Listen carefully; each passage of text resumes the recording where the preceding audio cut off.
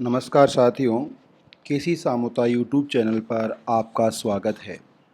साथियों, आज के व्याख्यान में हम सावित्री नामा से उनके द्वारा लिखित रचना काव्य फूले, जो कि 41 कविताओं का संग्रह है, पुस्तक संख्या 34 ऑडियो बुक पार्ट 2 के रूप में परिचर्चा करेंगे। आइए साथियों, 41 कविताओं के संग्रह को हम आप तक प्रेषित करते हैं। सबसे पहली कविता है प्रस्तावना के रूप में। अर्पित ये फूल सच्चे सुगंधित आपको, माला में पिरोए काव्य सुमन ये सबको। मज़ेदार हैं ये काव्य सुमन भांति भांति, सुगंध से जिनके मिले मन को असीम शांति। इनमें है उपदेश फिर भी मनोरंजक, सुगम भी और आकर्षक भी। सुबोधित नीति शिक्षा इनमें, ज्ञान भावना है शामिल इनमें। आभारी मैं सभी सहयोगी जनों की, मिशनरी छापे खाने और सह लेखकों की। प्रस्तुत प्रस्तावना यह पढ़िए, तोहफा मेरा स्वीकार यह करिए। साथियों, सावित्रीबाई फुले की पहली कविता जो प्रस्तावना की शीर्षक से है। दूसरी कविता का शीर्षक है अर्पण। मुझ पर सबकी इतनी आस्था ओ विधाता, क्या मैं इसके योग्य हूँ सोचकर मन भर आता। हितैषियों के प्रति कृतज्ञता से दिल मेरा भर जाता, अर्पित कर जिन्हें सुंदर काव्यहार मेरा मन हर्षाता। तीसरी कविता है शिव प्रार्थना। यह जाता चलाते समय महाराष्ट्र में गाया जाने वाला एक लोकगीत है। इसके प्रत्येक पद में 4 अंतरा होते हैं। सत्य सुंदर शिव का ठाट बाट, शीश पर जटा चंद्रमा शोभे साथ। निकल जिनसे ज्ञान गंगा की धाराएं, चहुओर उत्कट बहें। त्रिलोचन का तित्रिक्षु ललाट, तीनों लोकों के स्वामी विराट। स्कंद पर थिरक थिरक सरप नाचे, ऐसे सबके कृपा निधान साँचे। नीलकंठ सर्वगुण संपन्न सुंदर, गले में झूले दिव्य हार मनोहर। 64 कलाओं का भंडार, सुशोभित मोक्षदायक फूलों का हार। अज्ञानी को ज्ञान देना सर्वज्ञानी, चौतरफा शुभ संकेतों की शंभु निशानी। व्याघ्रांबर लपेटे भोले दानी, ऐसी छवि है परम शिव की सुहानी। नमन तुझे हे शिव प्रभु, आदि निर्माता देव तुम शंभु। दे वरदान सबका अज्ञान दूर करो, सावित्री की आराधना पूर्ण करो। चौथी कविता है शिव स्तोत्र। तुम्हारा स्रोत जपती हूँ, प्रेम भाव से उसे गाती हूँ। हे विश्वंबर हे महेश, सद्भाव से तेरी महिमा सबको सुनाती हूँ। जिसने निज गुणों से ये संसार रचा है, कृपा से जिनकी सारी त्रिलोक चला है। उसी शंभु की पूजा कर मांगू मैं ये वर स्वामी, मेरी जिह्वा पर स्वार होकर रच दो काव्य नामी। पांचवी कविता का शीर्षक है छत्रपति शिवाजी। पो फटते ही छत्रपति शिवाजी का हम करें स्मरण, क्षुद्रा अति क्षुद्रों के प्रभु का पूरे मनोभाव से करे वंदन। नल राजा युधिष्ठिर द्रौपदी व अन्य जनार्दनों की गाथा जैसे पुराणों में, वैसे इतिहास में अपने शिवाजी की। छठवीं कविता है स्वागत गीत। शुभ का दिन का प्रारंभ हुआ है बच्चों आज, प्रसन्नचित हम स्वागत करते हैं तुम्हारा आज। छात्र छात्राओं के पालक आए हैं, महान सुजन भी आज पधारे हैं। आप सबके उपकार हैं हम पर, पुलकित है सविनय हर्षित होकर। करते हैं हम आपका स्वागत आज, शुभ दिन का प्रारंभ हुआ बच्चों आज। उसके आगे की कविता है ईश स्तुति। नमन तुहे शंकर श्रीधर प्रभु, नीलकंठ सदा शिव तो शिव शंभु। चरणों में तुम्हारे बस एक ही गुहार, अज्ञानी बालकों का करो उद्धार। हम बच्चों की प्रार्थना सुनो भगवान, ज्ञान के विलासी हम दे दो हमें विद्या का दान। ओ दुर्जन असुर संहारक हे परमात्मा महान, निर्बलों के उद्धारक तुम हो कृपा निधान। आगे की कविता है ज्योतिबा को नमन। पूरे मनोभाव से करती हूँ मैं ज्योतिबा को नमन, देकर हमें ज्ञानामृत आशा से भर देते हैं जीवन। दीन शूद्रों अति शूद्रों को है महान ज्योतिबा की पुकार, ज्ञान की ज्योति जलाकर वे करते हैं हमारा उद्धार। आगे की कविता है ज्योतिबा की शिक्षा। अपने स्वामी ज्योतिबा का मैं करती हूँ अभिवादन। मधुर वाणी से उनकी गूंज उठता है मेरा मन आंगन। प्रिय देव का स्मरण मैं नित दिन करती हूँ। होकर प्रेरित मांग महारों की सेवा करती हूँ। सेवा सत्य धर्म से मिले परमानंद। निज मन भी रहे हमेशा सानंद। ज्योतिबा की सोच पर करो चिंतन। उसी का दर्पण है मेरा ये जीवन। सेवा जो करते हैं सेवा भाव से, पाते सम्मान वे सकल समाज से। ज्योतिबा के अनुभव देते हैं जो सीख हमें, मैं सावित्री रखती हूँ मन में सहेज उन्हें। नेक्स्ट, पारिवारिक सुख की राह। ज्योतिबा भर देते हैं मेरे जीवन में आनंद, जैसे फूलों में हो सरस मकरंद। भाग्यशाली हूँ मैं उसका साथ पाकर, मेरे जीवन के असीम आनंद उसाकर। बच्चों कच्चों की लालन पालन की जिम्मेदारी, स्त्रियों को ढोनी पड़ती है बोझ ये भारी। परिवार बनाना नहीं होता है आसान, पर कोसने से क्या दूर होगी थकान। परिवार में सुख शांति बनाए रखने की चाह है, बस एक यही है सच्चे सुख की राह है। नेक्स्ट कविता का शीर्षक है संत। संत वही जग में कहलाते हैं, संत वही जग में कहलाते हैं, कहते जैसा आचरण करके वैसा दिखाते हैं। परमार्थी सेवादार नर नारी ही पूजनीय, उन्हीं में मिलता है परमानंद वही है वंदनीय। स्वार्थी लोभी नहीं हो सकते ऐसे इंसान, करे परहित की चिंता हमेशा, वे ही लोग महान जो पहचानते हैं सारे रिश्ते नाते। कहे सावित्री वही संत कहलाते। आगे कविता का शीर्षक है हमारी माँ। हमारी प्यारी माँ मेहनत खूब करने वाली, दयावान और सभी को प्यार करने वाली। विशाल मन के आगे उनके सागर भी उथला लगे, आऊ के सामने आसमान भी ठिगना लगे। माँ हमारे घर में आई, जैसे ज्ञान की देवी आई। प्रेम करुणा सेवा का संदेश बताती, सहजी दिलों में हम सबको समाती। रानी छत्रपति ताराबाई। छत्रपति राजवंश की एक थी रानी ताराबाई, जैसे कोल्हापुर की जगदम्बा महाराष्ट्र की अंबाई।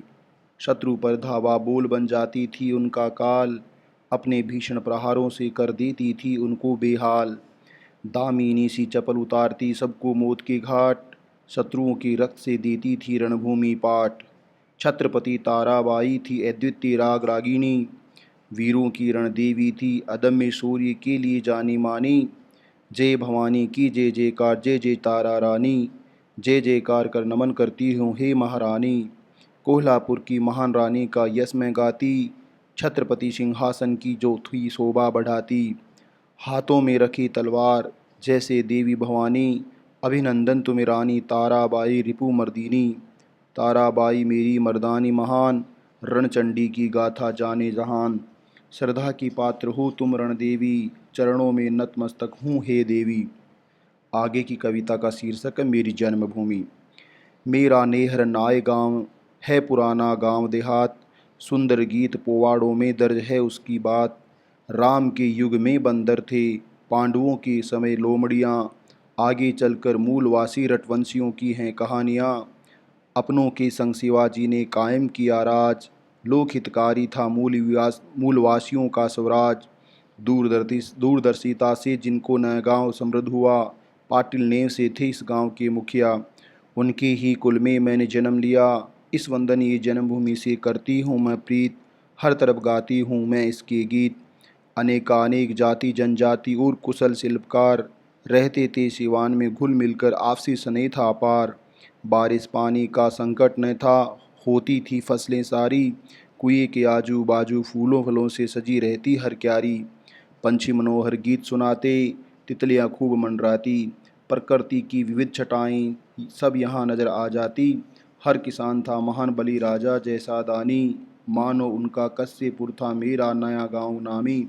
हम उनके वंशज नहीं रोते कोई दुखड़ा अपना, जन्मभूमि से मिलती है ये काव्य सुमन रचने की प्रेरणा। उसी पर करती हूँ मैं इन काव्य सुमनों की वर्षा। आगे कविता का शीर्षक है पीली चंपा। पीली चंपा रंग जिसका हल्दी सा, खिला हुआ दिल को लुभाता। नाम है उसका सुवर्ण चंपा, प्रकृति का गहना, रंग उसका आहा क्या कहना। देखो इसका सुंदर रंग, मुस्कुराने का शानदार ढंग, इसकी सुगंध अति अद्भुत, मोहित कर दे जब हो संग। सत्य शिव का यह उत्कृष्ट रूप, मानो पृथ्वी पर खिली हो धूप। ध्येय पूर्ति का प्रतीक है रंग हल्दी का, त्याग की भावना के लिए मनोहारी ये प्रेम करुणा का। जैसे रति को मदन मोहित करता, वैसे ही ये मेरा कवि मन हरता। चुपके से ये मन में घुसकर काव्य सर्जन को प्रेरित करता, सभी इंद्रियों और मेरे रसिक मन को तृप्त करता और कुम्हला जाता। आगे की कविता का शीर्षक है जाई का फूल।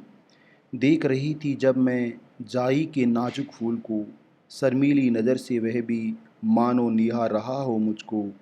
सफ़ेद रंग उसका करे मुझे उल्लासित, मनोहर सुगंध उसका करे मन मेरा मोहित। मीठी लगे हंसी उसकी और लजीली उसकी नज़र, कोलाहल उठा जैसे मन में हुआ मुझ पर ये असर। पांच पंखुड़ियों वाला वह सुंदर फूल, मानो कहना चाहे कुछ बात जो गया हो भूल। क्या चाहते हो पूछा मैंने जब उससे, एक विनती है बोला वह जरा हंस के। करता है अनुरोध वह फूल मुझसे, तोड़कर मुझे लगा लो सीने से। रीत जगत की मतलबी हैं सारे, खुशबू सूंघ कर फेंक देते हैं किनारे। आगे की कविता का शीर्षक है जाई की कली। आहा कितनी सुंदर कली यह जाई की, गुलाबी आभा है इस पर छाई, अति सुंदर ये अध खिली जाई। यौवन इसका जैसे झूमी बसंती बयार, कली जाई की है पांच पंखुड़ीदार। रात को ये रति बन जाती, सुगंध अपना चहुओर फैलाती, अंततः मिट जाती है कली जाई की, हो जैसे छवि हर नारी की।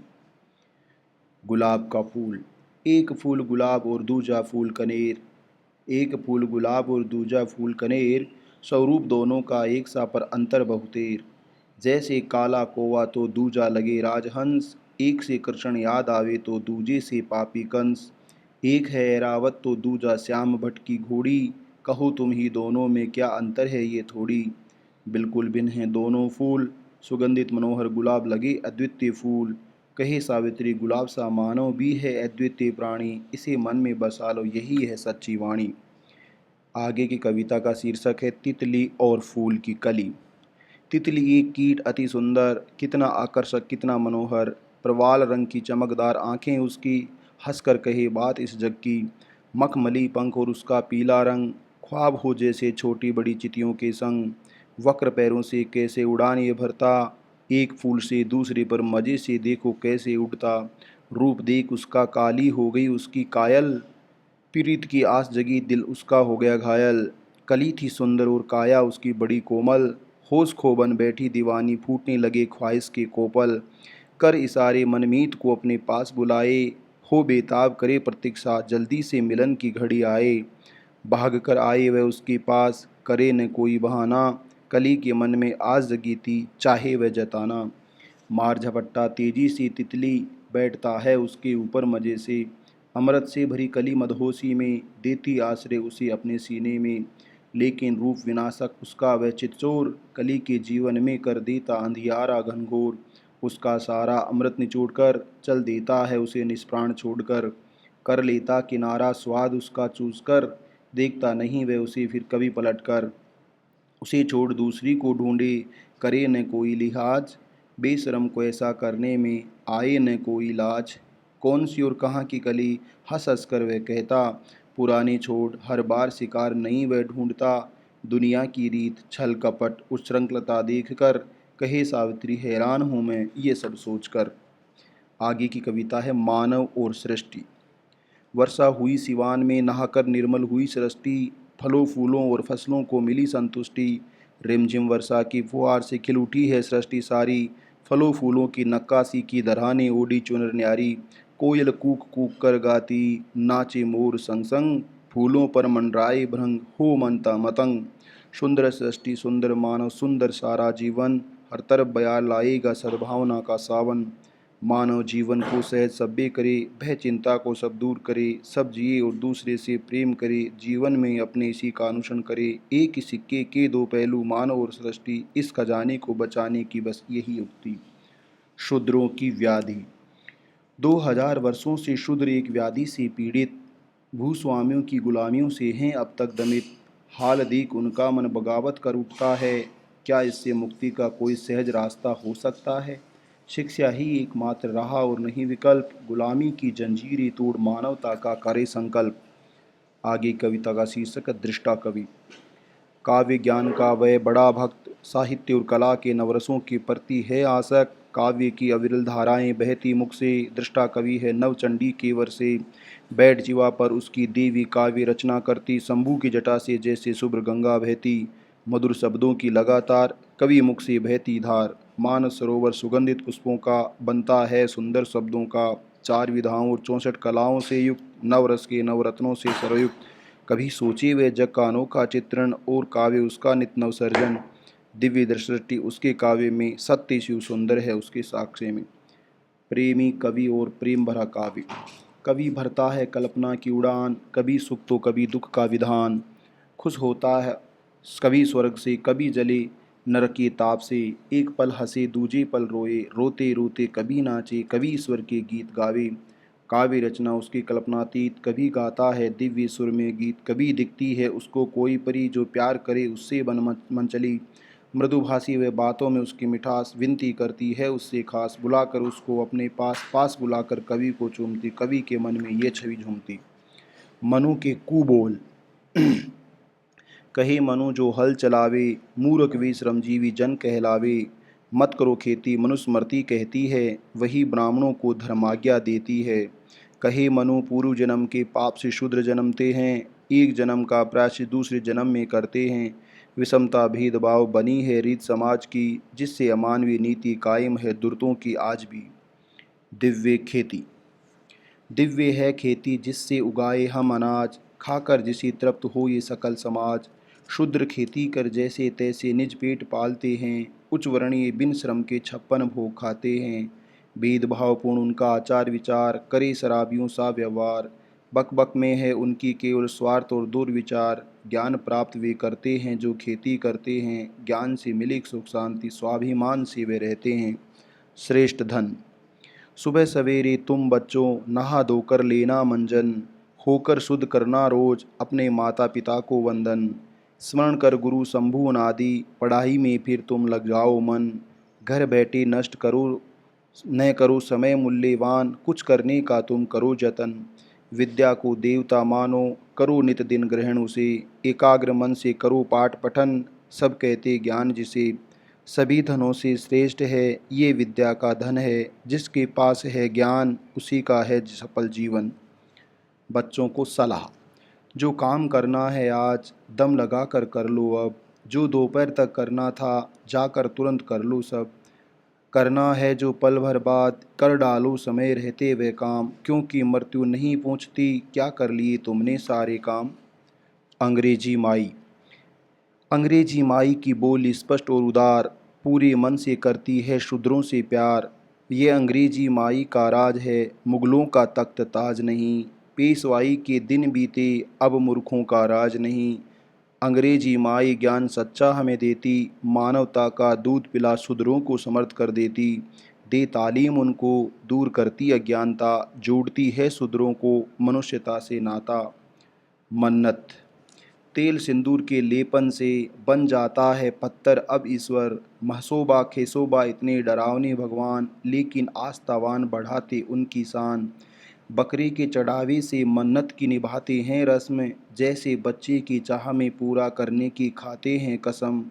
अगर पत्थर बच्चे देते करते हैं जब मन्नत पूरी, तो फिर नर नारी के लिए शादी क्यों है ज़रूरी। कहे सावित्री इस पर चिंतन कर लो, और जीवन अपना सार्थक कर लो।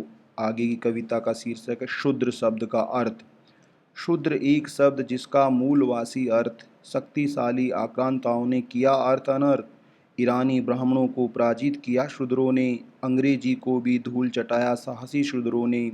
शूद्र थे धनी इस समृद्ध इंडिया के, कहलाते इंडियन, मालिक अपनी दुनिया के। बड़े बहादुर थे हमारे पूर्वज, ऐसे वीरों के हैं हम वंशज। आगे कविता का स्रोत है बलि राजा। भारत के साम्राज्य पर राज करता था बलि नामक एक असुर राजा। दानी क्षमाशील था महान बलि, सुखी थी राज में उसकी सारी प्रजा। राज्य में उसके सब थे प्रसन्न, तीनों लोकों में गाते थे उसका कीर्तन। शंभु न्याय संगत राज्य में उसके होता था शास्त्रीय चिंतन मनन। यज्ञ अनुष्ठान चलते रहते थे, प्रचुर दान में बढ़ता था कंजन कंचन। रत्न जड़ित मुकुट पहन राज दंपति, प्रत्यक्ष दान दक्षिणा का करते संचालन।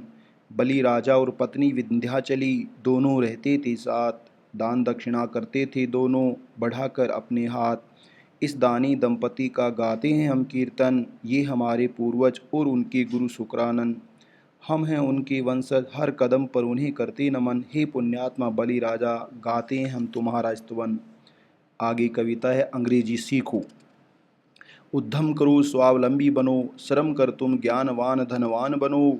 बिन विद्या के पशु जीवन हो जाएगा नाकाम, नित नव ज्ञान अर्जित करो मत बैठो निष्काम। शूद्राति शूद्रों को अपने दुख से उबरने का, सीखे अंग्रेजी ये अवसर अपना जीवन सफल बनाने का। सीख अंग्रेजी ज्ञान अर्जित करो, जाति भेद का अंत करो। ब्राह्मणों की नीति कथाओं का करो परित्याग, गुलामी उखाड़ फेंको आज। माटी का गीत। हरी भरी धरती अपनी देखो कितनी सुहानी, मिट्टी जिसकी कुछ सफ़ेद और कुछ काली। काली मिट्टी की खूबी देखो कितनी फसलें उगती, फूलों फलों की रंगत से धरती है सज उठती। सफ़ेद मिट्टी के रंग निराले ढालकर बनाते हम ईंट खपड़ेला, इनसे बनाते हम अपने घर जैसे खुशियों का मेला। माटी की महिमा हम कितनी सुनाएं, माटी से गहरा रिश्ता सब मिल इसके गुण गाएं। जागो शिक्षा ग्रहण करो। उठो शूद्राति शूद्र बंधुओं, नींद से जागो उठो। पारंपरिक गुलामी की बीड़ियां तोड़ डालने उठो, बंधुओं शिक्षित होने के लिए उठो। मनु पेशवे सब मर खप गए अब अंग्रेजों के राज में, शिक्षा पर जो पाबंदी थी दूर हो गई आज समाज में। ज्ञानदाता अंग्रेज आए हैं, विद्या अर्जन कर लो तुम। सदियों से नहीं मिला था ये सुनहरा अवसर, जीवन सफल कर लो तुम। बच्चों को शिक्षित करें, हम भी नई विद्या सीखें। विद्या और ज्ञान के जरिए हम भी नीति धर्म सीखें। शिक्षा का दृढ़ संकल्प लेकर पढ़ने में सब जुट जाएं। शुद्रत्व का सदियों का ये दाग चलो अब हम मिटाएं। बलि के इस राज में हम भी शिक्षा प्राप्त करें, तुरही नगाड़ों की गूंज से अपनी सफलता का ऐलान करें।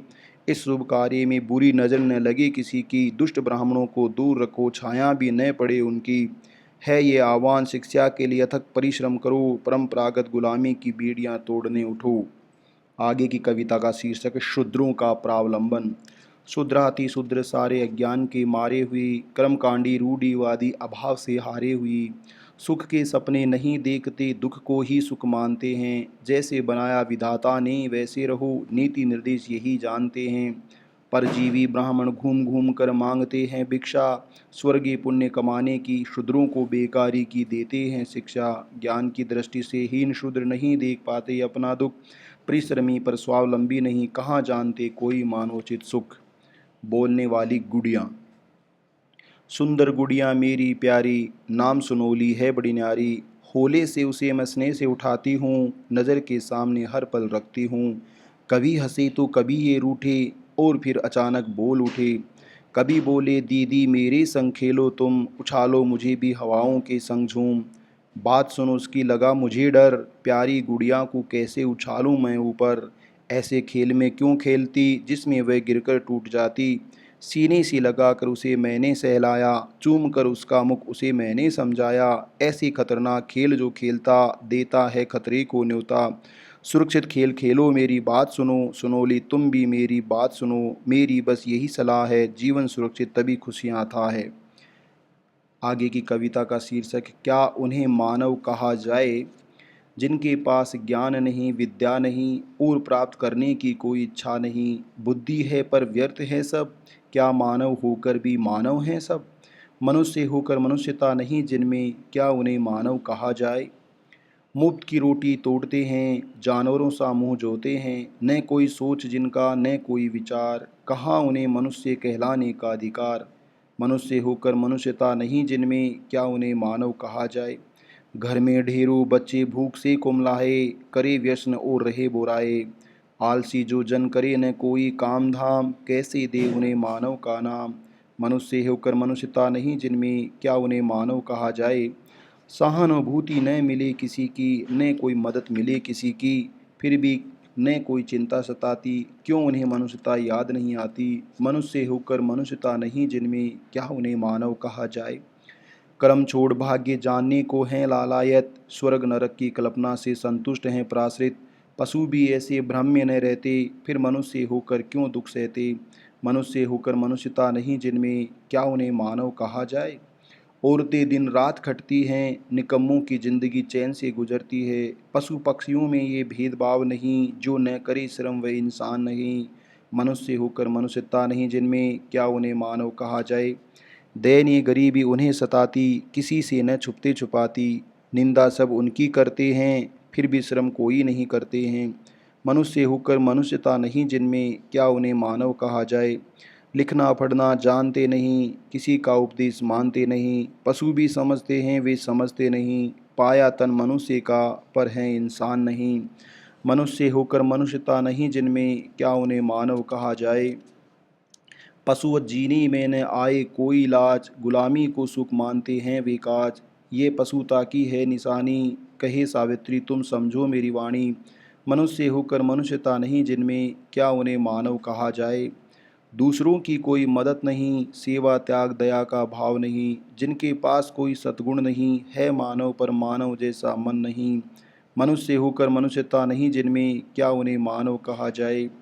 गुलामी का कोई दुख नहीं, उसकी कोई फिक्र नहीं। मानवता की जिन्हें पहचान नहीं, पाए न जग में ठोर नहीं। मनुष्य होकर मनुष्यता नहीं जिनमें, क्या उन्हें मानव कहा जाए। पशु पक्षी फिर बंदर हो या इंसान, जीवन मृत्यु सबको होता एक समान। इसका भी ज्ञान नहीं जिनको, क्यों कहे मानव हम उनको। मनुष्य होकर मनुष्यता नहीं जिनमें, क्या उन्हें मानव कहा जाए। आगे कविता का शीर्षक है अंग्रेजी माई। पेशवाओं का राज गया, बड़ी किस्मत से देखो अंग्रेजी माई आई। निराशा का गर्द अंधेरा, स्वर्ग नरक के भय ने मारा। हीन भावना से था हर जनहारा, ऐसे अंधेरे समय में देखो अंग्रेजी माई आई। रूढ़ियों को उखाड़ फेंको, परंपराओं को तोड़ के देखो। आओ लिखना पढ़ना सीखो, आए अच्छे दिन देखो अंग्रेजी माई आई। छल कपट युक्त ब्राह्मण धर्म है विष्णु, अज्ञानी शूद्रों का करता है शोषण। निर्दोषों का करते उत्पीड़न जो, पेशवाई सत्ता वह नष्ट हुई देखो अंग्रेजी माई आई। ब्राह्मण शाही की हार हुई, अंग्रेजों की जीत हुई। शूद्रों के हित में ये बात हुई, मनु का विधान जला देखो अंग्रेजी माई आई। शूद्रों को ज्ञान का सहारा मिला, अति शूद्रों को प्रोत्साहन मिला। अंग्रेजी राज में मानवोचित अधिकार मिला, जाति भेद की भयानकता घटी देखो अंग्रेजी माई आई। देश इंडिया नहीं किसी का, न ईरानी तातार न यूरोपियों न हूणों का। नस नस में दौड़े खून मूलवासियों का, भर हुंकार करो जय घोष देखो अंग्रेजी माई आई। समूह गीत। पहला समूह। सरस्वती का दरबार खुला है, आओ सब देखन चलें। स्कूल में पढ़कर ज्ञान प्राप्त करें, चलो रे सखी चलो। हम भी स्कूल चलें, चलो रे सखी चलो। क्या है खास इस दरबार में, बेकार का बवाल। छोड़ पढ़ाई चलो खेलने, कुछ नहीं पाठशाला में। फुगड़ी खेलते हैं, चलो रे सखी चलो। तुम्हारी बात ठीक नहीं, घर में है काम, चलो घर चलते। माँ के काम में हाथ बटाकर खुश करते, चलो रे सखी चलो। रुको माँ से पूछते, पहले क्या करें चलो। खेल घर में काम पढ़ाई पदाएगी वो, चलो माँ की सलाह लेते, चलो रे सखी चलो। माँ। आत्मसम्मान से जीने के लिए पढ़ लिख लो, स्कूल जाओ तुम स्कूल जाओ। असली गहना है शिक्षा, इसे ग्रहण कर सुंदर बन जाओ। स्कूल जाओ तुम स्कूल जाओ, सबसे पहले पढ़ाई, फिर खेल कूद तुम करना। फुर्सत हो तो घर में हाथ बटाना, लेकिन स्कूल जाओ स्कूल जाओ। आराम की न करो कामना, दृढ़ता से शिक्षा को थामना। जाने मत दो ये सुनहरा अवसर, ऐसा मौका नहीं आता अक्सर। करो न शिकायत न आलस, स्कूल जाकर पढ़ने चलो। युगों युगों की गुलामी की बेड़ियां तोड़ने चलो, चलो स्कूल चलो। अज्ञान। 39वीं कविता। एक ही शत्रु हम सबका, पीट पीट कर उसे भगाना है। दूजा उसके कोई दुश्मन नहीं, ढूंढो उसे अपने मन में छिपा न रह जाए कहीं। पूरी जतन से ढूंढो उसको, मिल गया क्या वह तुमको। सोच बता दो बच्चों, नाम उसका क्या है बच्चों। हार गए मानते हो हार, चलो मैं बताती हूँ उस दुश्मन का नाम। ध्यान से सुन लो तुम उसका नाम, है वह अज्ञान। पकड़ कर उसे पीटना है, अपने बीच से दूर भगाना है। सावित्री और ज्योतिबा के बीच का संवाद। 41वीं कविता। सावित्री। चांद अस्त हुआ, सूर्योदय संग आई उषा। कैसे जगमगा रही है पूरब की दिशा। दिखाकर क्षितिज सावित्री ज्योतिबा से कहे, पूर्व दिशा को पैनी नज़र से देखते रहे ज्योतिबा। चलो बगीचे में बैठते हैं दोनों संग, मिलकर देखते हैं भोर के सुंदर रंग। गुलाबी गोल व सूरज सा आसमान में ऊपर चढ़ रहा, तितलियां मंडराती फूलों पर, पंछी गाते गीत पेड़ों पर, सुगंधी बयार बहे, सृष्टि सी में आई बहार, खिली प्रकृति देख रजनी गई दुख से हार। सावित्री। रजनी की है इच्छा सृष्टि अंधेरे में डूबी रहे, कभी न हो सवेरा, धरती अंधकार में रहे। उल्लू की है यही कामना, सूरज का बद्दों से करे सामना। विषैली रजनी अब तो बीत गई, नए उजाले से सृष्टि आलोकित हुई। ज्योतिबा। सच कहती हो दूर हुआ अंधेरा, शूद्र महारों के लिए आया नया सवेरा। दीन दलितों को अज्ञानी रखना, लोगों के मानवीय बनाना, उल्लू की यही कामना। मुर्गे को लाख ढक दो, बांग वही फिर भी देता है, भोर के आगमन की खबर लोगों को सुनाता है। सावित्री। गुलामी की काली रातें बीती, दूर हुआ अज्ञान, उगते सूरज ने जगा कर दिया है सबको ज्ञान। शूद्रों के क्षितिज पर ज्योतिबा रूपी सूरज उगा, असाधारण तेजस्वी शूद्रों के लिए नए सवेरा जगा। मानवता के पथ पर चले, रहे न लक्ष्य हमारा अधूरा, मानवता के शिखर पर पहुंचाने का व्रत हमारा हो पूरा। ये था साथियों सावित्रीबाई फुले की रचना 1854 में काव्य फुले, जो कि 41 कविताओं का संग्रह है, जो हमें प्रकृति, सामाजिक, धार्मिक, राजनीतिक और लैंगिक समानता के विविध मुद्दों से रूबरू कराती हैं। Thank you so much.